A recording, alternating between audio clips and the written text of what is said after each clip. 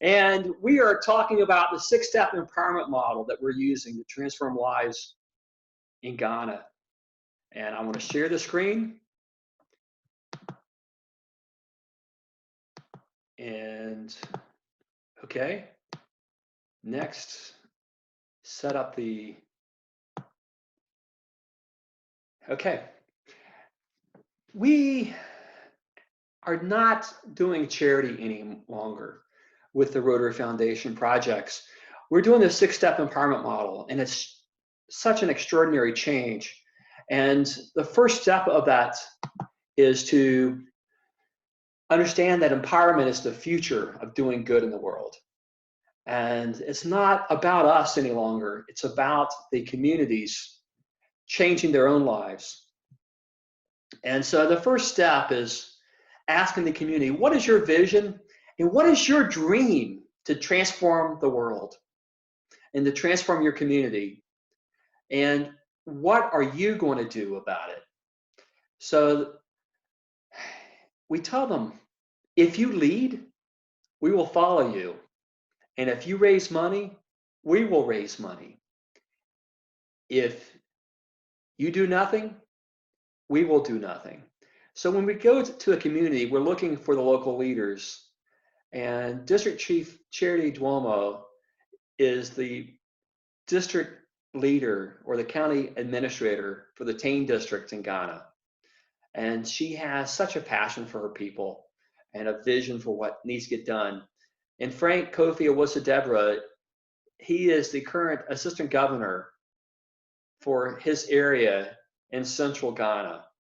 And having two leaders like them, but we also want the leaders at the community level to be involved. And we now say, we don't want just your labor, we want your mind. We want your planning and organizing and mobilizing the community. So that step is, that local leadership is so important. And then traditionally, we ask for labor. We want local labor. And so that labor was what is physical.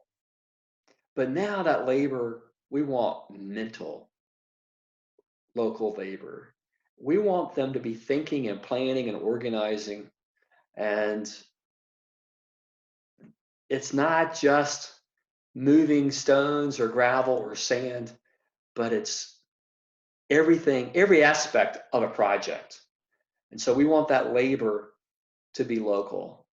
And so that when they're done, they say, we did this. And this picture is a fish pond that we cleaned out the old catfish and the existing fish. And we had a microcredit loan to stock the pond with fresh fish that would grow and feed the community. And so we also want local training. So whatever knowledge you need, whether it's maintaining a well pump or maintaining a hospital or managing a school, maintaining a school, we will arrange for the training for you to have the knowledge to do that work. And so we ask for a water and sanitation committee to be set up. It's called a WATSAN committee in Ghana. And this poster are the pump parts of an AfriDev pump, which is one of the standard pumps in Ghana. And so we asked for 2 or 3 women to be on that committee.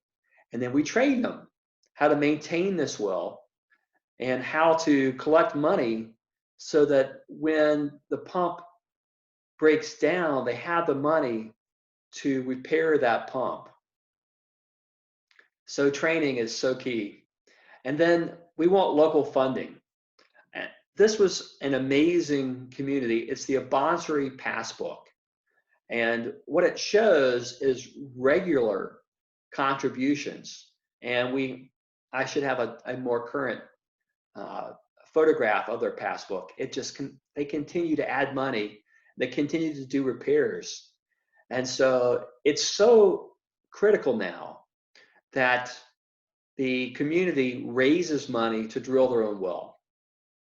So we want them to fund the initial development and drilling of a well and fund the maintenance. And what we say now is, show us the money. Let us see the work you've done to raise the money in the community to prove that you can maintain the well. Because what we've learned is if there's no contribution by the community, that pump and that well has no value. It's free. And what they do is they ask, can you come back and repair the well? We're like, no, this is your well. This is your community. This is your school. This is your hospital. So you've got to raise the money. And there's many communities that need help. So if you're not ready this year, then we'll come back next year and see if you've raised the money by next year to do this work. So we tell them, while you're raising money in your community, we will be raising money back home in our community. And we will match the money that you're contributing towards the project. And what we've learned is microcredit loans help to extend the funding. See, the old model of charity, 100% of the funding was outside the community. So now with microcredit loans, we're hopeful that we can increase the percentage from 10% to 20% to 50%, and then the ultimate goal is 100% of the funding comes from the local community.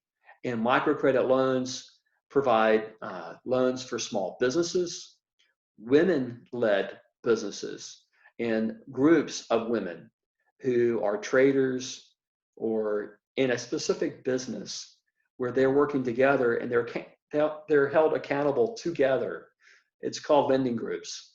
And we are giving loans for wells or boreholes, for home improvement loans for microflush toilets, so someone can have a toilet in their home.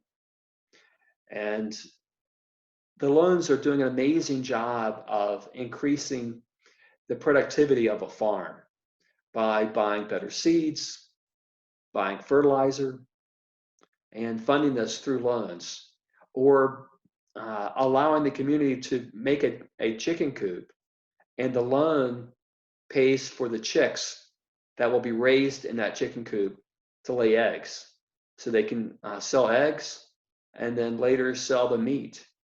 So it just provides so much more income and a diversity of income having those loans. And what we've proven is that we can have loans for water and sanitation.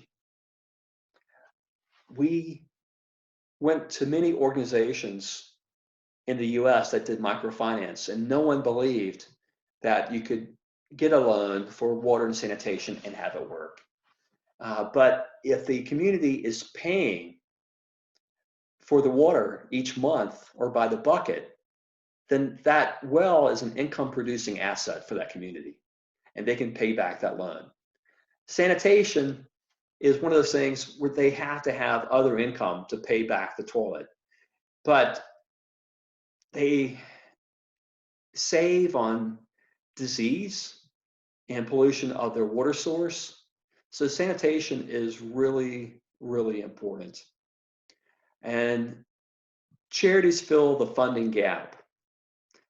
So we have local labor and local funding, local training, and microcredit loans. And then what we're saying is the money that's needed is what is left over. So we're not putting in the first dollar or CD or euro, we're putting in the last. And what that does, it allows us to go to many more communities with the same amount of money that we've raised. And our goal is to allow the empowerment to enable the community to know that they did it. And if they provided a well on this project, they can work on toilets for the next. and then they can work on improving the health on the next project and improving a school after that. So whether it's the PTA or local-based community, this is a community-led effort, and we are empowering the communities to do the job. So we're empowering leaders.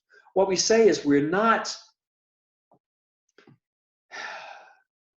drilling a well or building a school. What we're doing is we're building leaders, and then those leaders drill the well or build a school or reduce deaths of mothers and babies in childbirth.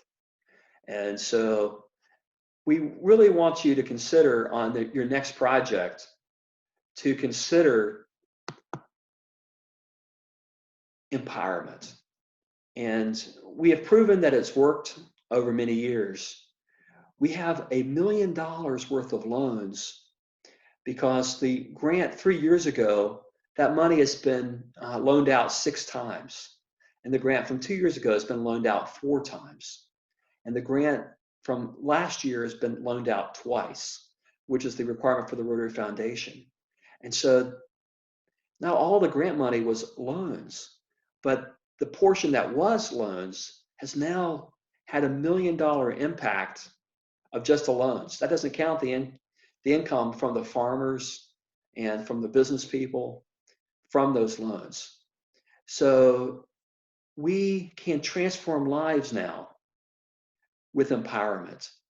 And our goal long term is to go into every community and empower the community and not make them dependent, but make them independent and turn them into leaders who can change their community and change their neighboring community by teaching them what they have learned.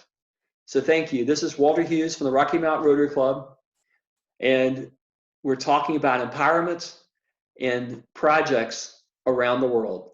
Thank you for listening in.